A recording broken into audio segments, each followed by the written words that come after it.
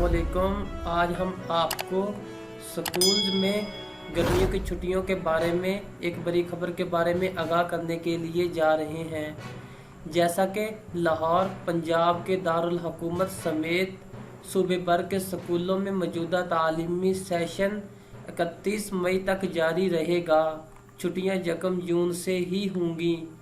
School education department के मुताबिक कबल अज वक्त छुट्टियों के हवाले से खबरों में कोई सदाकत नहीं है।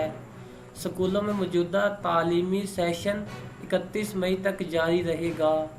गर्मी की छुट्टियों के हवाले से प्रपोजल आइंदा हफ्ते सेक्रेटरी स्कूल एजुकेशन को भिजवाई जाएगी। स्कूलों में जून और जुलाई 2 माह की छुट्टियां होंगी। नया तालीमी साल 1 अगस्त से शुरू होगा।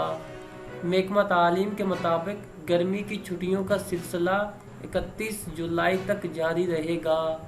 सरकारी स्कूलों के बच्चों को नया सिलेबस गर्मी की छुट्टियों में तकसीम किया जाएगा। छुट्टियों के बाद 1 अगस्त से नया तालीमी साल शुरू होगा। ज़राए का कहना है कि गर्मी की छुट्टियों का नोटिफिकेशन आइंदा हफ्ता जारी होने का इम्कान है।